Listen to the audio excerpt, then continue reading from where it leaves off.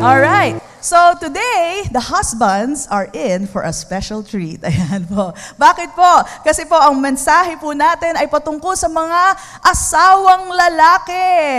Alright, sabihin ng mga lalaki, present. Ay, ang hina. Kanina pa yan. Alright, present. Ayan. So yung mga lalaki po, ito po ang title natin. Of course, this is for the men.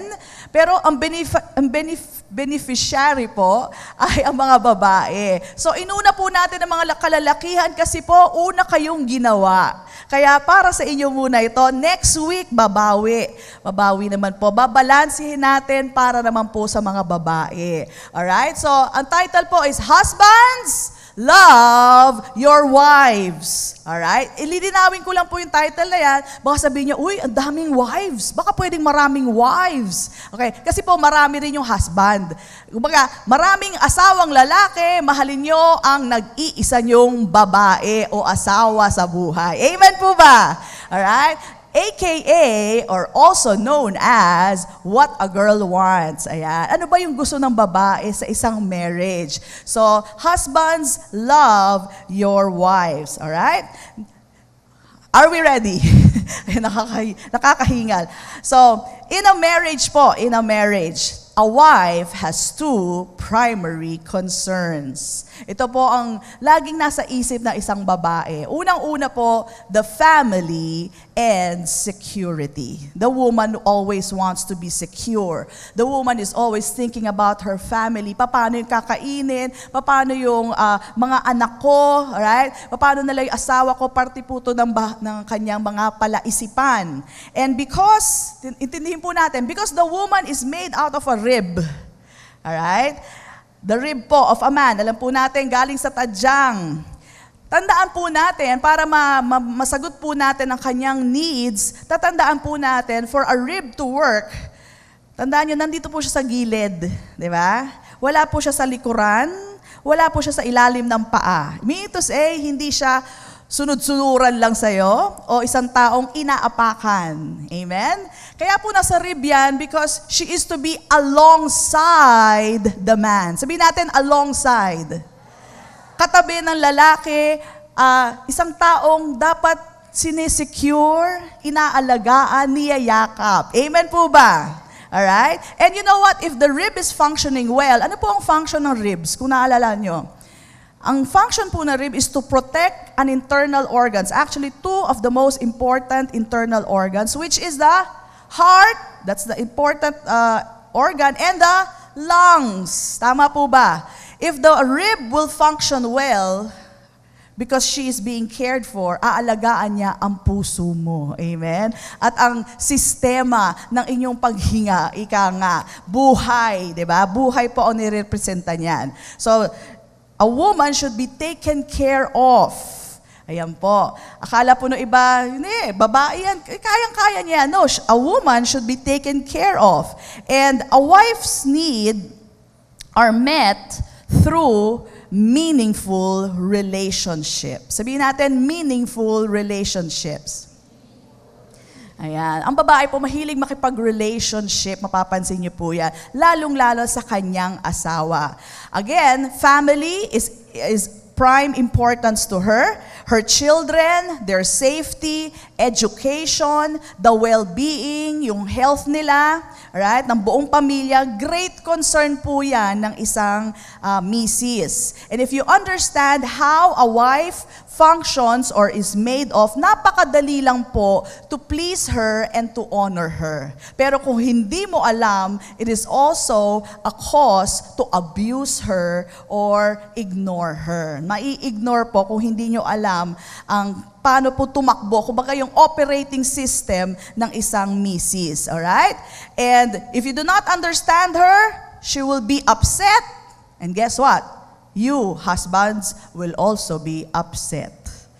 Totoo po yan. Sabi nga po, happy wife, happy life. Totoo po yan. Kausap ko nga Sister Lenny, nako, ay totoo yan, pastora, sabi sa akin ganyan. Kayang-kayang sirain ng babae isang araw mo. ang araw ni Mister, kaya niyang sirain. Alright? Totoo yan. Maniwala ka. At para sa mga singles, hindi nyo pa alam yan, malalaman nyo yan. Kaya malayo pa lang, intindihin nyo na kung paano ang takbo ng isip ng isang babae. Alright? Again, happy wife, happy life. Alright? So, maybe, ang question po ng mga lalaki is, should I be pleasing my wife? Scriptural ba yan, pastora? Meron bang scripture para dyan? Yes po. Simply put, yes, there is a scripture. Pero let me tell you, the wife should be pleasing the husband and the husband should also be pleasing the wife. Pantay lang po yan, hindi ho yan one way, two way po yan, no? And it is in 1 Corinthians chapter 7, verse 33. Given na po to, understood na to ni Paul. Sabi niya, but he who is married cares about the things. Sabihin natin lahat, cares. Cares lang po ang dapat, hindi po loves, ha? Cares about the things of the world, how he may please his wife. So it is a given for Paul. Sabi niya, understood na yon. Pag ikaw ay may asawa, syempre you're concerned. You care about the things of the world. Again, I'm giving emphasis to the word cares. Alright? Ibig sabihin, hindi naman niya mahal ang mundo. Sinabi po rin kasi sa Bible, do not love the world. Alright? But if you care about it, like what will we eat? I have to work. Where will we live? Saan kami titira? Kailangan protected yung mga anak ko, ang asawa ko. That's just a given. Of course, you care about these things. Kasi nasa mundo pa tayo. Amen? Alright? So sabi niya, but he who is married cares about the things of the world. Ang precisely isang concern niya is how he may please his wife. So dapat pala, isa sa mga concern mo yon. Kung ikaw ay lalaking may asawa, paano ko ba ipiplease ang aking asawang babae? Alright? Now, next week, baka sabihin nyo, bakit ganyan lang? Next week, yung babae naman, nakalagay din doon, how the wife can please the husband. Next week po yan. Alright? Babalansehin po natin. But definitely, this is scriptural. Paul expects a married man to please his wife. God expects you, husbands, to please your wife. In fact, in Ephesians 5:25, it says there, husbands, love your wives, just as Christ also loved the church and gave himself for her. Alright? Meron na po kayong pattern, meron na po kayong model. Hindi ho malabo, malinaw na po. Paano nyo mamahalin ang inyong misis? Gaya ng pag-ibig ni Kristo sa kanyang simbahan, sa kanyang iglesia. Amen? So, kung medyo naguguluhan pa kayo at medyo hindi pa kayo nakaumpisa dito sa Faith Center, we have been talking about the love of God for us, His children, the love of Christ for the church. Sunday, after Sunday, hanggang nanawa na yung mga tao sa puro love message ko. Love message naman, Pastora. Puro kami love nun. Alright? Amazing love of God. And then we had the Song of Solomon. Alright? Go back to those messages. Find out how Christ loved you. And then you will find out how I can love my wife. Amen po ba? And just to keep it short, how do I love my wife? Unconditionally. Alright? What else? Sacrificially. Alright? Loving them with an everlasting or forever kind of love. Ibig sabihin, walang iwanan. I will not quit on you. Maski nagkakamali ka, nagkakasala ka, papatawarin pa rin kita. Remember the Song of Solomon? Yung babae doon, daming palpak, nagja-jump over the bed pa, lumilipat pa, nagja-jump ship pa siya, at may glory to herself pa, at marami po siyang kapalpakan. And yet, ganun na po katindi, and hindi naman gagawin niya ng asawa niya, pero ganun na katindi, and yet, the beloved said, you are beautiful, my love. You are perfect. You are blameless. Alright? I see no wrong in you. Alright? So, ganun po ang klase ng pag-ibig na binigay ni Kristo sa kanyang church. Alright? Who is also His body. So, ibig sabihin, everlasting love to. Walang iwanan. Hindi kita iiwanan. Maski nagkakamali ka. Maski dati, Coke ang shape ng katawan mo. Bote ng Coke ngayon. Coke in cans na lang.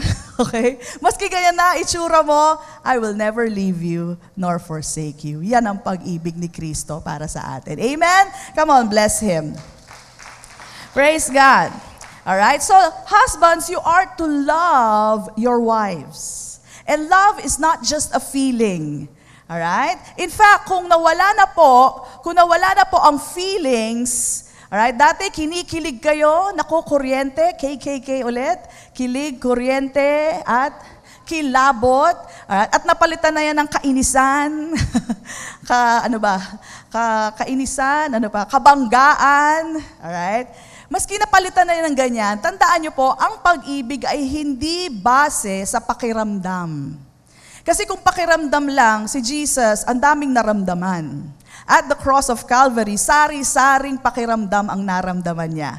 Lahat ng masasakit. Alright? Hindi lang po physically, because He was really tortured.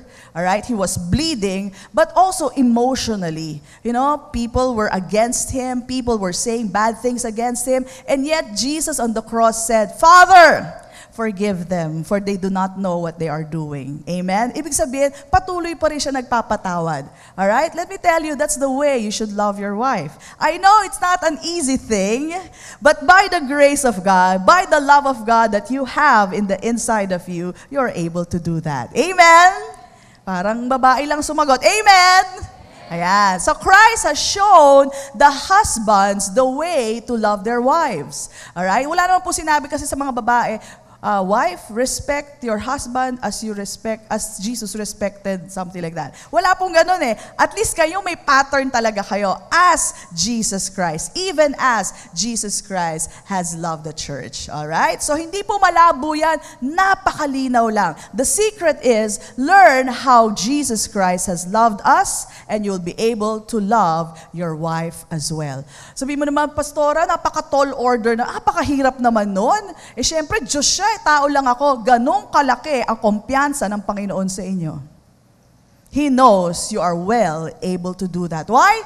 Because you have the Holy Spirit of God. You have the love of God. You have the peace of God, the faith of God. Just like God's, you have it all. Amen? Kaya kaya mong ibigin ang asawa mo. Sabi mo sa katabi mo, kaya mong ibigin ang asawa mo. Ayan, kakonti kasi mga lalaki natin ngayon. Ayan, kung ako sa inyo mga misis, regaluhan nyo si Mister nitong CD na to. Ayan, okay? So, love is more than just a feeling.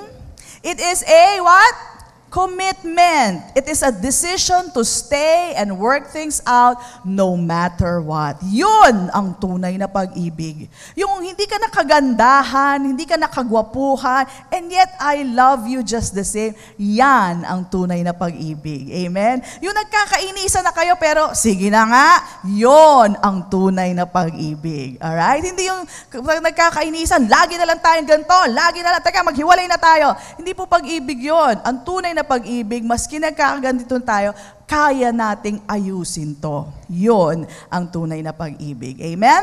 Okay, and this is the same love that Christ has given to us. Agape love. Yan po ang papairalin natin. Hindi po yung human love natin, alright, kundi agape love. Alam niyo po, ang Panginoon, He saw us in a sinful state. We were not lovely. We were not beautiful. We were His enemies. We were His haters. And yet, God still loved us. Amen? Yun ang tunay na pag-ibig. Hindi yung, ang pangit na kasi ng misis ko eh. Ang pangit kasi na ugali niya eh. Ayoko na siya. Hindi ho po pwede yun. Hindi ho tunay na pag-ibig yun. Alright? And once you have committed yourself, napakaganda po that you still find beauty in your partner. Alright? Nakakita pa rin kayo ng kagandahan. And that is the example that God has given us through His Son, Jesus Christ. Alright? So first, see yourself as part of the church whom Jesus Christ died for and resurrected for. And today, whatever He owns is also what you own. Okay? We are what? Co-heirs with Jesus Christ. Kaya ang kotse mo ay kotse nyo. Tama po ba? Iba kasi, nilinis mo yung kotse ko? Kotse mo lang. Maganda ba yung bahay ko? Bahay mo lang. Bahay natin. Alright? Kotse natin. Yung mga anak mo, ba't biglang gano'n? Anak ko na lang. Diba? Minsan gano'n mga salita. Yung mga anak mo, gugulo. Okay? Ba't anak ko na lang? Anong nangyari sa'yo? Alright? Kanina, kotse mo. Ngayon, anak ko na lang. Diba? Dapat yan, anak natin, bahay natin, kotse natin, pera natin. Hindi yung pera ko, asan yung pera ko? Bakit pera mo lang yan? Pera natin. Amen? Alright. So, marami po tayong matutunan. We were made co-heirs with Jesus Christ. Ibig sabihin ko, anong Kanya? siyang atin. Ganon tayo, minahal ng Panginoon. Kung anong sa'yo, mister, kay misis din yan. Maski t-shirt, maski pantalon, sige, pahiram nyo. Alright? Yung iba nga, iba pa hinihiram, di ba? Alright. So, again, first see yourself being part of that church whom Jesus Christ died for, resurrected for, and same glory was given to you. See Him talking to you, loving you, understanding you, forgiving you for all the sins, the mistakes you've done, so that you can also forgive your wife. Alright? So, ganun po. Sa ganun lang pong paraan na kaya nating magmahal ng tulad ng pamamahal ni Kristo. Let's go to Ephesians chapter 5, verse 28. It says here, so husbands ought. Sabihin natin ought. Ang ought po, ibig sabihin ay dapat. Sabihin mo sa katabi mo, dapat lang. Okay, so husbands, dapat daw, or ought to love their own wives. Sarili mong asawa. How? As their own bodies. Mahal mo ba ang katawan mo? Alright? Ba't puro babae sumasagot? Mahal niyo ba ang katawan niyo? Amen. Ayan. Mga lalaki, amen. So kung mahal natin ang katawan natin, ganun din pala ang pagmamahal na ibibigay natin sa ating misis. He who loves his wife loves himself. Alright? Ang ganda nun. Kung mahal mo pala misis mo, mahal mo pala sarili mo. Bakit? Kasi ang misis mo ay bahagi na ng iyong katawan. She's not another person, another entity. In truth, maybe science have not yet discovered it, but in truth, in reality, ang asawa mong babae ay bahagi mo na. If you're good to your wife, you're being good to yourself. If you do her well, you're doing yourself well. Amen? Alright? So maybe, pag-isipan din natin, bakit kaya ganun? Hindi ako maging successful sa buhay. Tingnan mo, are you treating your wife well? Because she's now very much part of your body. And if you're mistreating your wife, maybe, just maybe, that's the problem. Why you're not being successful? It's because you have been mistreating yourself because your wife is very much part of yourself. Amen? Alright? May pinanghuhugutan mga tao dito. Yeah. Amen. Ayan. Okay. It says here, for no one ever hated his own flesh. Do you hate your own flesh? Of course not. Diba? But, anong ginagawa mo? Nourishes and cherishes it just as the Lord does the church. Okay? So, dapat pala nina-nourish natin si Mrs. Pakainin ng pakainin, di ba? Ng salita ng Diyos. Kayo naman, salita ng Diyos. Pati pagkain. And look at this. For we are members of His body. Bahagi daw tayo ng katawan ni Kristo. Of His flesh and of His bones. Remember the revelation of Adam? Bone of my bones, flesh of my flesh. Talaga inangkin niya, akin ka. Bahagi ka ng katawan ko. That's the revelation of Adam. So, husbands, from now on, have the same revelation as Adam. Alright? Know from this day forward that your wife is not just another person, separate entity. No, she is very much part of you. She is your body. She is part of your body. Alright? Gaya ni Kristo, ang tingin niya sa church. Kaya wala pong contradiction dito. Akala ko ba love my wife, even as Christ loved the church. Ngayon, love my wife as my body. Ano, may contradiction yata doon, Pastor. Hindi po, walang contradiction. Because Jesus Christ sees the church as His body. Alright? So, parehas lang yon. And now, He's telling you, as you love your body, also love your wife. Okay? That is the truth. Jesus Christ sees us as His own body. Amen? So, hindi ka na ibang tao. Hindi. Sister Bunny, ikaw ay bahagi ni Brother Mel. Bahagi. Halos kambal na kayo. Okay? Kambal na kambal. Alright? Kung pwede nga lang magkadikit na kayo. Alright? But that is the truth. It's more than just a symbolism. It is the real deal. Your body, alright, wife, is very much part of the husband. That's why si Kristo po, ganyan ang tingin sa church. That's why He nourishes, pinapakain niya ang kanyang katawan, which is the church. Tama po ba? He feeds, sustains, strengthens, and encourages, promotes. Bakit? Sino manghihina pag nahina ang church? Di ba parang manghihina na rin si Kristo sa mundong ito? Ganon din yun. Kung pababayaan ka ng asawa mong lalaki, parang pinabayaan na rin niya ang kanyang sarili. That is the truth. Alright? The more this becomes a revelation to you, the more good you're doing to yourself. Amen? All right. And that, what else? Aside from nourishing, He cherishes us. All right? Ano yung sabi ng cherish? Treasures, values us, He prizes us, He appreciates us. Do you appreciate your wife? Nako, yan, importante po yan. Just as Christ has appreciated us. So, mga lalaki, mga husbands, ayan, pag kayo po may company trip, all paid by the company, nakarating kayo ng Hong Kong, nakarating kayo Singapore, Australia, alam nyo, dapat nasa isip nyo, ang ganda naman ng lugar na to, sayang, wala si Mrs. Sana kasama ko siya. Bakit? Kasi may isang bahagi na yung katawan na hindi na-experience, yung na-experience mo ngayon. Kulang, tama po ba? Kulang di ba? Alam niyo mga nanay minsan, pag nasa, alam ko mga tatay rin ganun pag nasa Disneyland sila, wala yung mga anak, sayang dito yung anak ko. Di ba meron kayo, tama ba ako?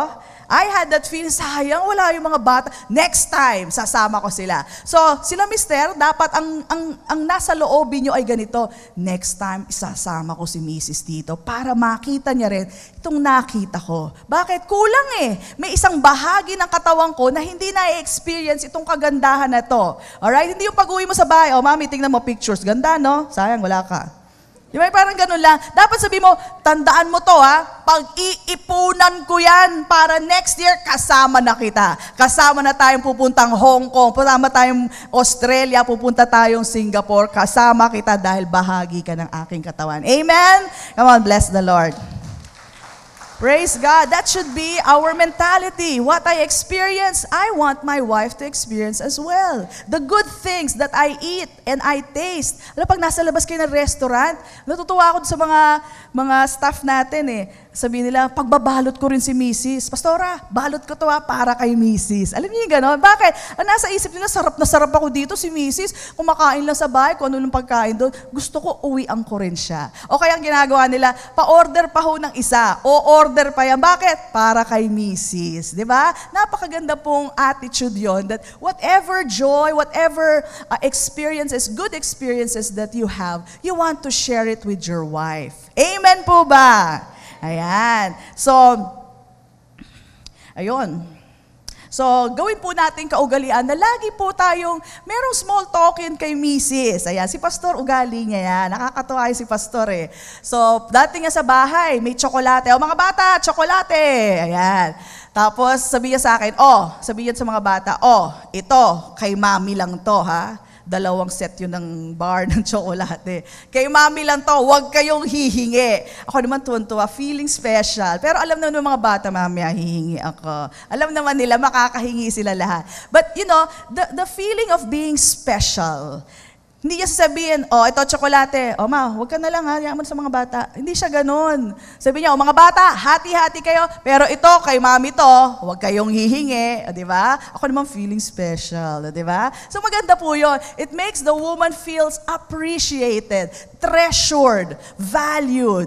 Alright? So, mga small tokens lang naman. It doesn't have to be, something very expensive. Biro mo, chocolate lang, nahuli niya na ang aking puso. Di ba?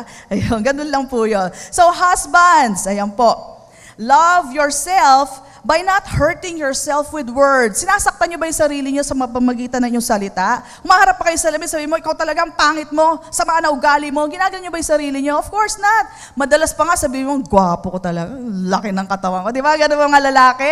Alright? So, dapat din po, we don't hurt our wife with our words. Alright? Instead of putting her down, build her up. I tell you, if you build up your wife, she will be very beneficial to you. It's like oil to the motor. Ayan po. Para pong langis yan. Alright? Na mas magagawa niya ang kanyang role as a wife when she is fully oiled. Alright? By your praises, by words. Hindi naman kailangan laging puri na may bola, no?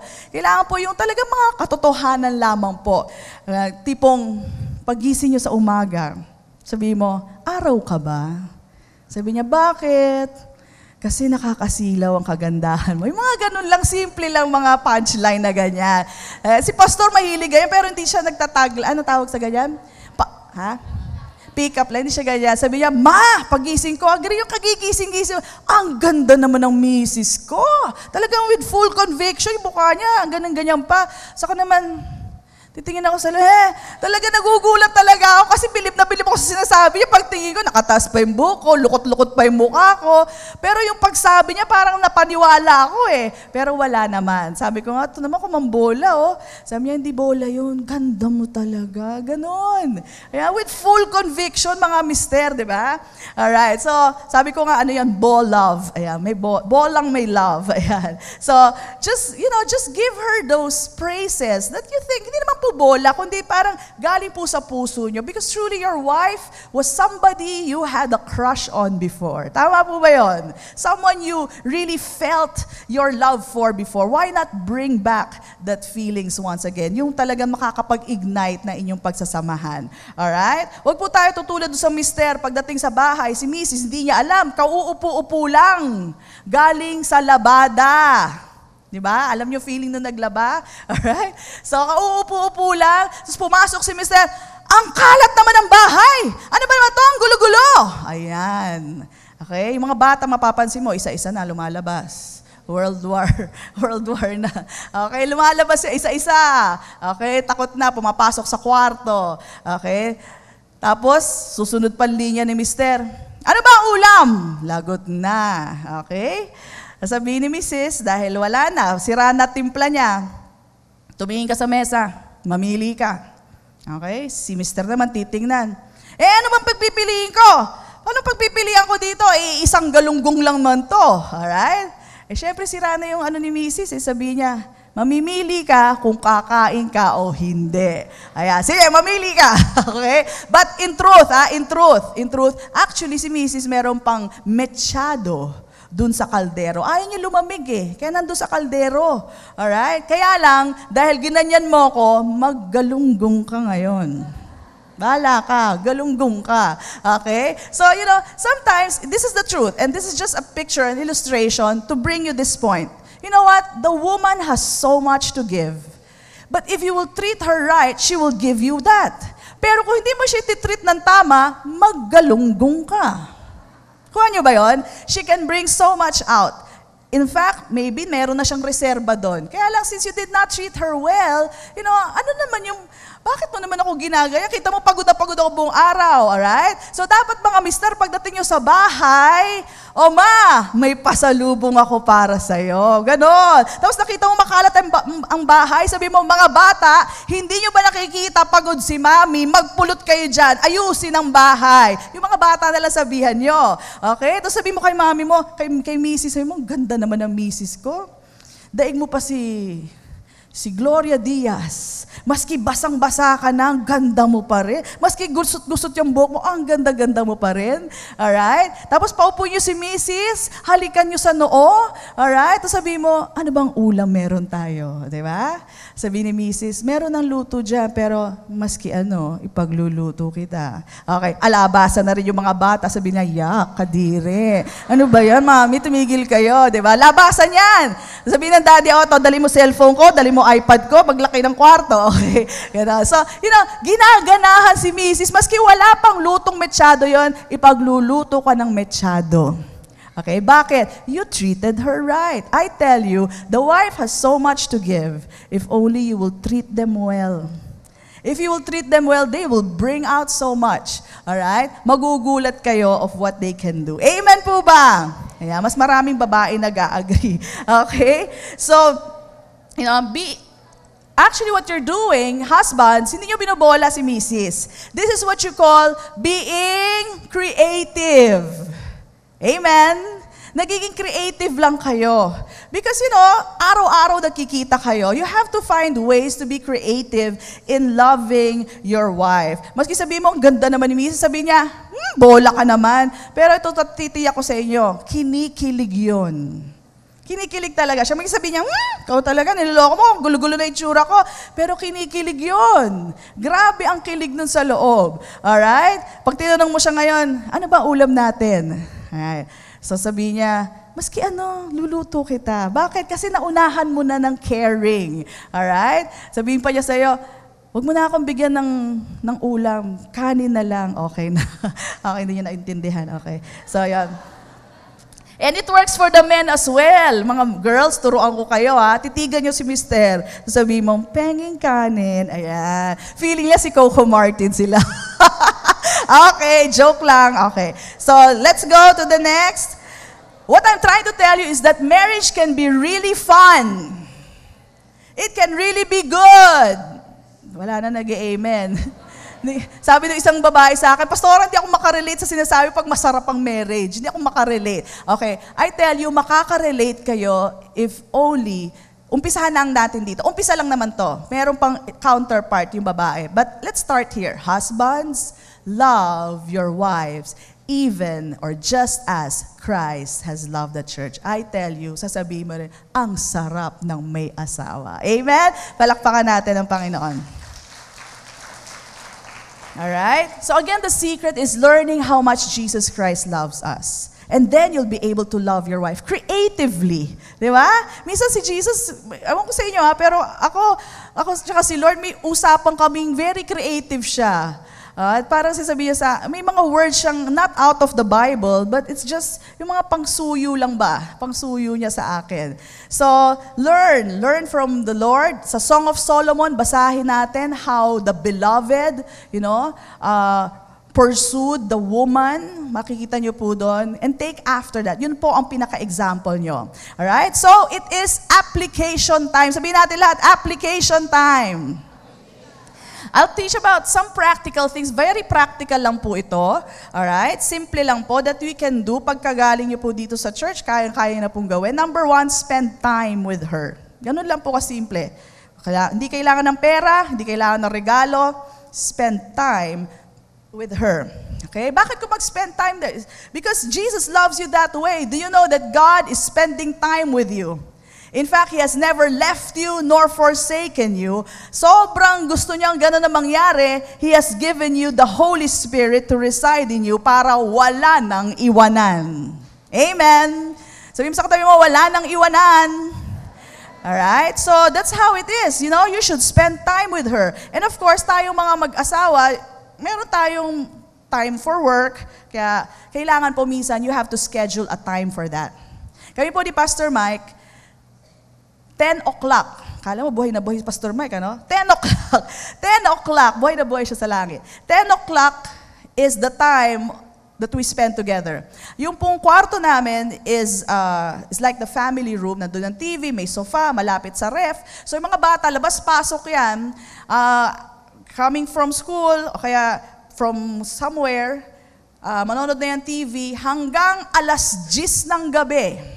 Alas 10 ng gabi, tapos o hindi tapos ang kanilang ginagawa, labas lahat ng mga bata. Usapan na yan, lumabas na kayo. Okay, time's up, labas na kayo, labas, kandado ang pinto, tapos. And what will we do?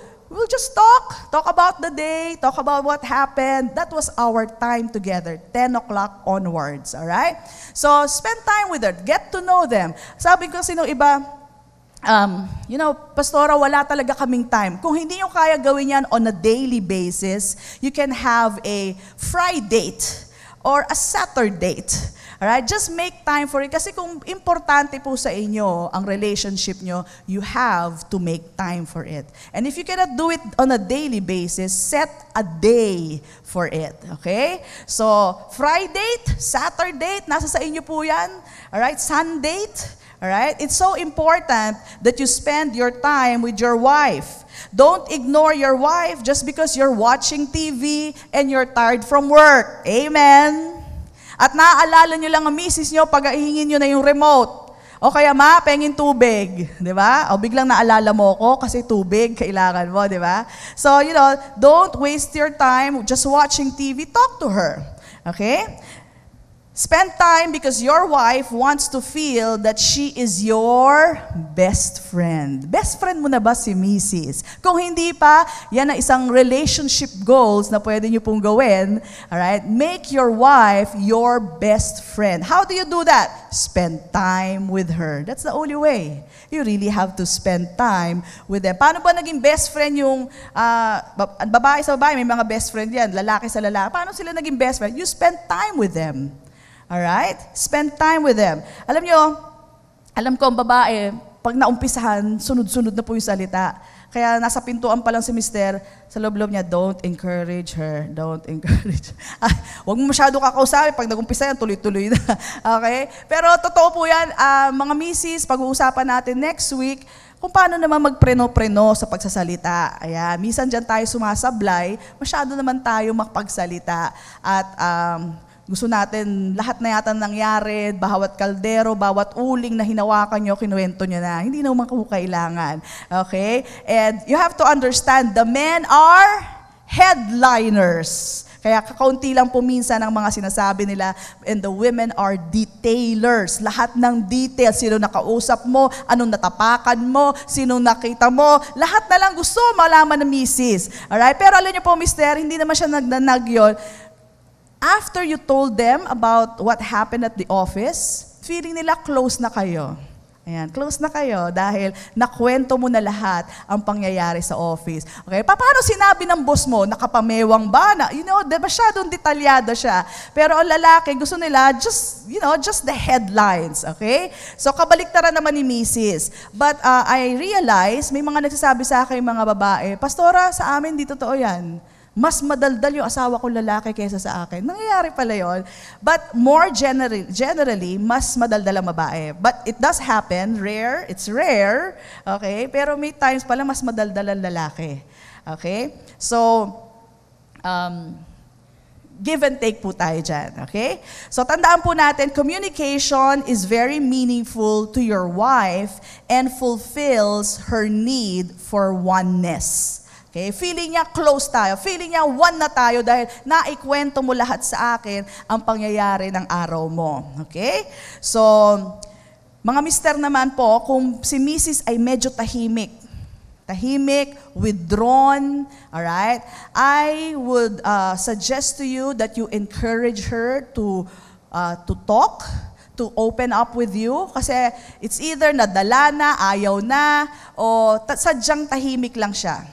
Pero let me tell you, she will be of help to you if you'll be able to draw out her potential. Ang daming potential ng babae because remember, the design of a woman is the help comparable to you.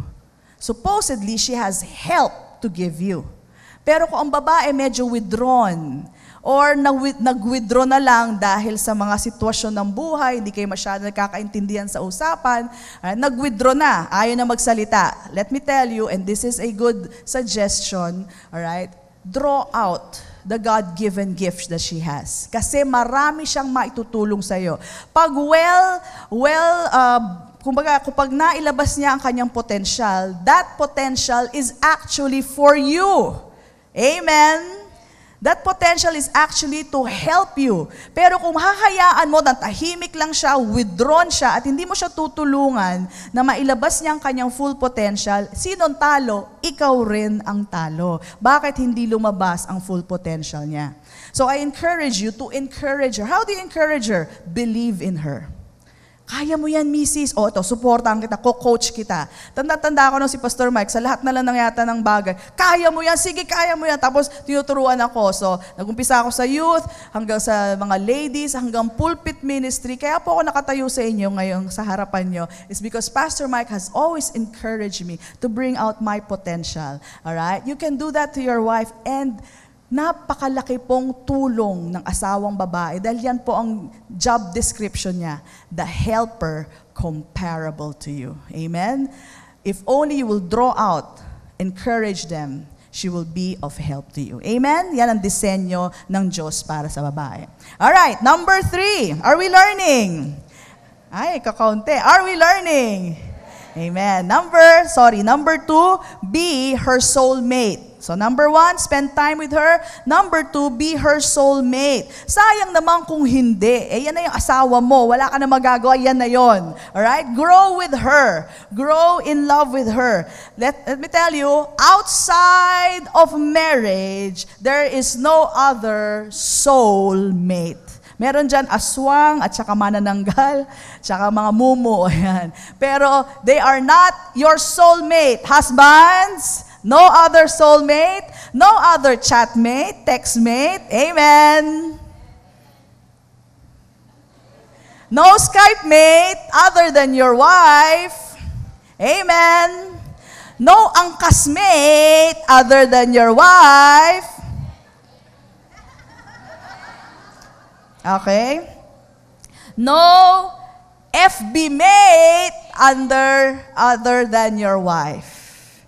It is so dangerous to talk and chat with other men, especially those na dati mong karelasyon. I tell you, it can destroy your marriage. Alright? Po pwedeng masaktan si Mr. Nakikita mo na nakikita niya may kausap kang iba. Pwede rin masaktan si Mrs. Aba, may kausap kang iba. Amen? At binabalikan nyo down memory lane ang lahat ng pinagagawa nyo noon. Hello? Alright? No other chatmate, no other Skype mate. Alam nyo, experience ko po yan, dalawa po sa aking ex, ayan, ang nag-try magkausap sa akin. Alam nyo po, sa umpisa kinausap ko, kaya lang sabi ko, ganito palang sistema nito. Alam mo sabihin sa'yo, ganda mo pa rin. Ay, yung mga ganon.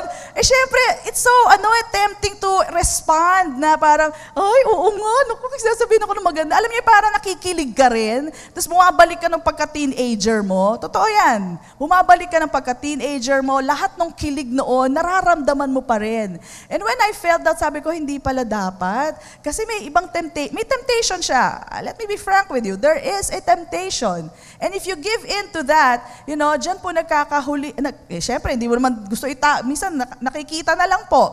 Alright? Naging negligent ka, nakita po ng asawa, nasasaktan po. Maybe sa'yo wala, pero sa asawang babae, sa asawang lalaki na makakabasa nun, napakasakit po nun. Alright? And I tell you, maraming nasirang marriages because of Facebook alone. Because all their exes, ay nagkontakan and nakakasira po ng marriage. No other soulmate, no other textmate, no other chatmate, no other angkasmate, only your wife. Amen? Palakpakan natin ang Panginoon. Dagdag na natin, no other bedmate, okay? Asawa mo lang. Alright? And again, the best way to be your spouse's soulmate is when you grow together. When you grow in love together. Spend time with them. Alright? Spend time. Sa kanila ka na lang mag-spend time. Spend time with them. Alright? And the best way to do this is to stay together. Kaya nga sabi ng Panginoon, what God has put together, let no man put asunder. Alright? Ibig sabihin, huwag paghihiwalayan ang pinagsama na ng Diyos. Alright? You made a vow in front of God. You made a covenant in front of God. Alright? So, huwag niyo nang paghihiwalayin yan. Now, it's so sad. Sorry, this is the Philippines. It's so sad na tayo yata ang pinaka-highest importer ng mga tao. Exporter ba? Importer. Okay, whatever. So, marami po nag-a-abroad. I tell you, and I've been counseling so many women about this, it is not the perfect and it is not ideal for a husband and wife really to separate. Okay? Lagi po naming stand ni Pastor Mike yan. Kaya nga kayo nag-asawa eh. Kaya dapat magsama kayo. And I say this with all of my love. Okay? May kasama pong pag-ibig to. It is not good for husband and wife to separate. It is not ideal. Alright? Hindi lang po ang mag-asawa ang nasasaktan, pati ang mga anak. Alright? We've been telling you this, but again, people would try it out. Subukan ko lang, makapag-abroad. And praise God, yung iba, they realized early on, hindi nga pala totoo, hindi nga pala tama na mahiwalay. Yung lungkot, yung suffering nila, being away from the family. Tapos yung family, tanggap ng tanggap. Pero yung anak, hindi nakilala yung magulang. Sadyang ATM po kayo para sa mga anak. And I've heard some children, mahal nila yung magulang nila, but somehow there is a pain and may halong hatred. Bakit mo kami iniwan? Something like that. Alright? Hindi ko siya ma-explain. I'm not an OFW child. I wouldn't know really, but I know there is pain involved in this. Why? Because that is not the perfect setup that God has for you. Now, listen to me. If you are in that situation, there is no condemnation for you. This is what I'm trying to tell you. Make sure you make a plan. Na hindi habang buhay ganitong gagawin natin. Okay? Kung 2 years yan, 1 year yan, pag-usapan natin, mag-ipon tayo, tapos mag-set up na tayo ng business dito, hindi baling tamang-tama lang ang ating kinikita dito, basta magkasama tayo. Alright? Mahirap na walang tatay, walang nanay ang ating mga anak. Alright? Make family your priority instead of money. Huwag niyo pagpapalit ang inyong mga pamilya, ang inyong anak sa pera. It's not worth it. Alright? It is not worth it. And people will tell you that. You know, sila mismo alam naman nila yung sitwasyon nila. So, the thing is, we have to do it God's way, otherwise we will suffer the consequences. Alright? Marami po nagsasuffer. And I've been telling this, I've been counseling, and I'm telling the women who are going through this, kaya nagkakaganyan ng family mo kasi meron ng nanlalamig o kaya meron ng other. Kasi naman po, ganito po ang pinasukan nyo. Talaga po nagiging consequence po yan. Alright? Gawin nyo po hanggang magagawa nyo yung paraan, pauwiin nyo na si Mister, pauwiin nyo si Mrs. para sa ganon, magkasama kayo ulit. Yung nga magkatabi, nagkakalokohan pa, yung lalayo ka pa. Ang hirap po talaga nun. Alright? So, it is not God's will that you be apart. Please, do something. Make a plan. Alright? Parang sa ganon, hindi na magtatagal, magsasama kayo at mabubuo na ulit ang pamilya. Amen? Palakpakan natin ang Panginoon. Okay? So, give time for one another. Alright? Mga kalalakihan, hindi bali na yung bakuran. Okay? Minsan sabihin nila, Pastora, ang dami pa namin gagawin kung magde-date kami. Paano yung santambak ng basura, santambak ng labada. Okay? Hayaan nyo yung labada, hayaan nyo yung bakuran nyo. Guess what? Pagbalik nyo, surprise, andun pa rin yung bakuran, andun pa rin yung pinggan, andun pa rin yung labada. Okay? Pero ito sabihin ko sa inyo, pag pinabayaan yung relationship nyo at wala man lang kayong once a week date ni Mrs., okay, one day, surprise, wala na rin siya. Okay, wag po natin gawing risk yon. It's a very high risk. If you don't take care of your relationship, then it will not be there for you to fix anymore. Amen? Okay, so, kung katabi mo asawang babae, asawang lalaki, tanong mo lang, Friday, Saturday. Ayan, gano'n. Tanongin nyo lang, Friday ba tayo o Saturday? Application time lang po. Alright? Number 3, are we learning? Okay, be a Romeo. Ano po yung Romeo? Okay, be a lover. Diba? Jesus, sabi nga sa isang kanta, is the lover of my soul. Just as Jesus is our lover, katulad po doon sa Song of Songs, He is our beloved. Just as He loved you, men, love also your wife. Be sweet. Alam niyo mga babae, mahilig pa rin kami sa mga corny things. Sa inyo medyo corny yon, pero gusto namin yon. Yung sinasabihan kami ng I love you. Ayan. At yung hinahawakan ng kamay namin. Minsan, pag hinawakan ng kamay ng misis, minsan gumaganyan si misis, ayoko nga. Kunin niyo ulit. Ayan. Tapos halik-halikan niyo. Gusto pa rin niya yon. Okay? Tapos misis, siguro doon niya wala namang away bawang yung kamay niyo. Nakaka-turn off naman yun. Pero gusto pa rin niya, hinahalikan ang kamay niya, hinahagod ang buhok, biglang antigas. Ayan, di ba? Yan yun na, parang biglang, ano ba to? Okay.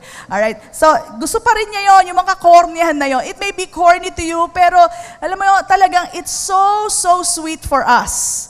Parang bang kinikilig pa kami sa mga ganong kakornihan. Okay? And anong sinasabi ko po dito, it doesn't have to be the whole day, na buong araw kayo mag-romantic dyan. Alright? It just takes 10 minutes. 10 minutes in the morning, staggered payment kung gusto nyo, 10 minutes in the afternoon, 10 minutes at night. Ganun lang po kasimple, hindi naman po buong araw, kundi wala na kayong magagawa. At pag nagawa nyo po yan, talagang napakadali lang po ng ligawan. Sabi ni Mister, si Mrs. na magsasabi, isabog na ang munggo.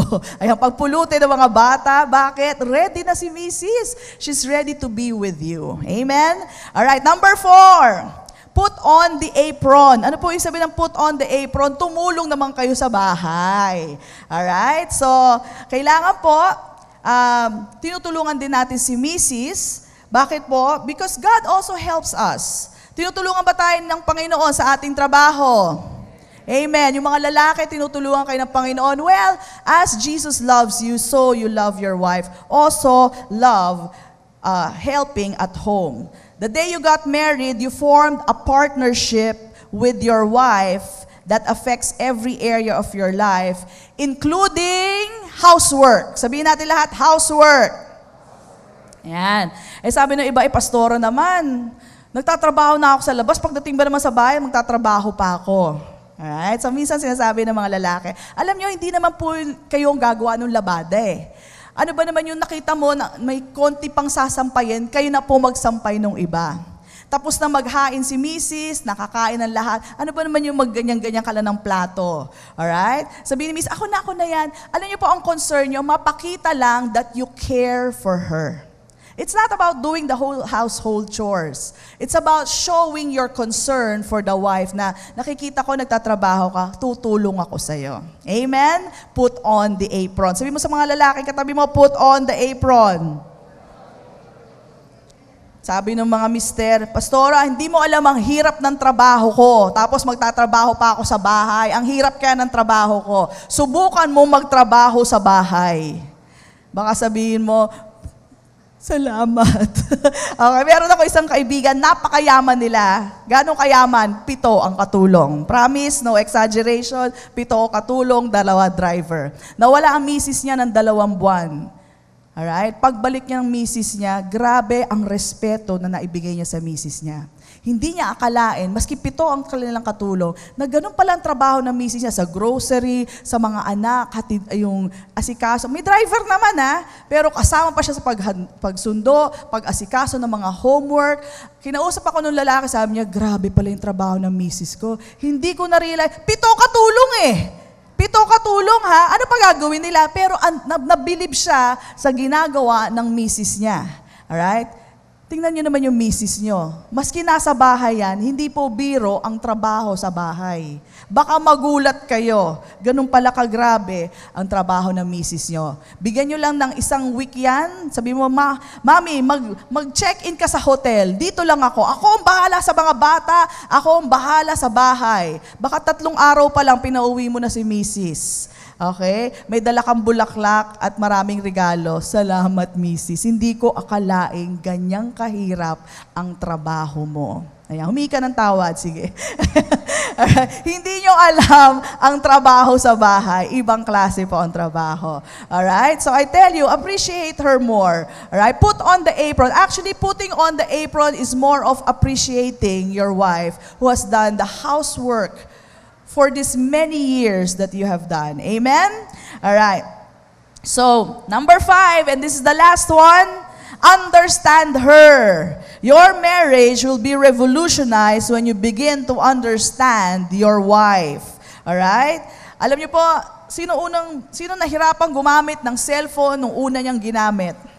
Diba? Ang hirap intindihin. Pero nung naintindihan mo na, laking ginhawa. Tama po ba? Laking ginhawa ng cellphone. Alam niyo po, ang misis niyo, kailangan niyo lang intindihin dahil pag naintindihan niyo siya, laking ginhawa. Ang laking ginhawa po na idudulot na inyong misis kung alam nyo, intindihin ang inyong misis. Kung paano siya kakausapin, anong sasabihin mo sa kanya, meron mga tamang buttons na pinepress dyan. Alright? And if you do that, she will help you in everything that concerns you because that is her heart for her family, for the security of her life. Amen? So, what is the scriptural basis, Pastora? 1 Peter 3:7? 1 Peter 3:7 says, you husbands, in the same way, live with your wives in an understanding way. Sa ibang version po, live with her with understanding as with someone weaker since she is a woman, and show her what? Honor as a fellow heir of the grace of life so that your prayers will not be hindered. Alright? So yan po sinasabi sa atin ng Panginoon, intindihin niyo po ang inyong asawang babae. Sa totoo po, mahirap po siyang ispilengin. Talaga pong complicated ang babae kasi complicated ang design niyan. Nakikinig ba kayo? Parang cellphone yan. Kakaiba sa inyo. She is really complicated. But once you understand how to operate the system, laking ginhawa po ang ibibigay sa inyo ng asawang babae. And that is the truth coming from the Word of God. She is your helpmate. She is the comparable helper given to you by our God. Amen? Listen to me, husbands. Your wife is a treasure waiting to be discovered by you. You treat her like a queen, she will treat you like a king. Amen? In your own house. Palakpakan natin ang Panginoon. Thank you for watching the video. We hope you have learned principles from the Word of God that will change your life forever. Our messages are available in DVD and audio formats. You may contact us at the following phone numbers: 046-471-3516 and 046-515-7459. If you want to sow to assist us in proclaiming the gospel, you may deposit to Jesus Faith Christian Fellowship, BPI Savings Account Number 1283-139235, Nueno Branch, Imus, Cavite. Or you may visit us at our church,